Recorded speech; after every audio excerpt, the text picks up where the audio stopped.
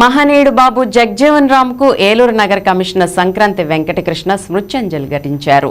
బాబు జగ్జీవన్ రామ్ 116వ జయంతి సందర్భంగా ఫ్లైఓవర్ వద్ద ఉన్న బాబు జగ్జీవన్ రామ్ విగ్రహానికి కమిషనర్ పూలమాలలు వేసి ఆయన చేసిన సేవలను కొనియాడుతూ నివాళులర్పించారు. ఈ సందర్భంగా ఆయన మాట్లాడుతూ స్వతంత్ర సమర యోధునిగా భారత రాజ్యాంగ పరిషత్ advisory committee minority sub committee సభ్యునిగా భారతదేశ 4వ ఉప ప్రధానిగా అహర్నిశలు సామాజిక న్యాయం కోసం పోరాడిన దళిత యోధుడు అని కీర్తించారు.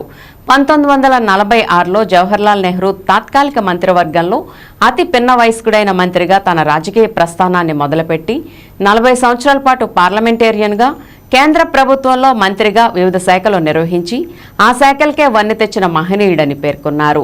అంబేద్కర్తో పాటు దళిత ఉద్యమాల్లో పాల్గొని వారి తర్వాత ఉద్యమాలను సామాజిక సంస్కరణ ఉద్యమాలుగా మార్చి అనేక రంగాలలో అణగారిన వర్గాల అభ్యున్నతి కోసం అహర్నిశలు కృషి చేసిన వ్యక్తిగా బాబు జగ్జీవన్ రామ్ జయంతిని సమతా దివస్గా జరుపుకోవడం అందరి బాధ్యత అని పేర్కొన్నారు. జయంతి సందర్భంగా ఆ మహనీయుడు భారతదేశ ప్రజానీకానికి చేసిన సేవల గురించి స్మరించుకోవటం మనందరి యొక్క కర్తవ్యంగా భావిస్తున్నాము.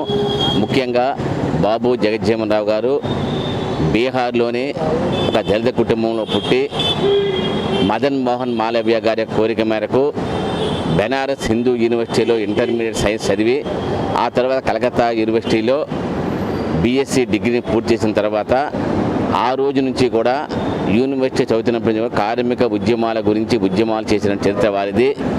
భారతదేశం యొక్క స్వాతంత్ర సంగ్రామంలో శాసనాల ఉద్యమం కానివ్వండి, సహాయ నిరాకరణ ఉద్యమము, అదేవిధంగా క్విట్ ఇండియా ఉద్యమాల్లో పాల్గొని 4 సార్లు జైలుకి వెళ్ళటం, అదేవిధంగా దానితో పాటు సమాంతరంగా దళిత ఉద్యమానికి సంబంధించి డిప్రెస్డ్ క్లాసెస్ సంబంధించిన అసోసియేషన్ని ఏర్పాటు చేయడంలో కానివ్వండి, ముఖ్యంగా కార్మిక ఉద్యమానికి సంబంధించి అనేక కార్యక్రమాలు చేస్తూ 1946లో మన నెహ్రూ గారి యొక్క అధ్యక్షతను ఏర్పడినటువంటి తాత్కాలిక ప్రభుత్వంలో కార్మిక మంత్రిగా అందరికంటే అతి చిన్న వయస్కుడిగా ఒక కార్మిక మంత్రిగా ఉండి ఆ రోజు దాదాపు 40 సంవత్సరాల పాటు భారతదేశానికి సంబంధించినటువంటి వివిధ పదవుల్లో, రాజ్యాంగ పదవుల్లో పార్లమెంటేరియన్ చరిత్ర మత వారిదే. ఇప్పటికీ వారి చరిత్ర అదే విధంగా ఉంది. ముఖ్యంగా కార్మిక మంత్రిగా, వ్యవసాయ శాఖ మంత్రిగా, ఆహార శాఖ మంత్రిగా, రక్షణ మంత్రిగా అనేక పదవులు నిర్వహిస్తూ వారు చేస్తున్నటువంటి పదవులకు వన్నె తెస్తూ అనేక సంస్కరణలకు దారి ఉద్యమాలకి ఆయన ఆద్యుడిగా నిలిచారు.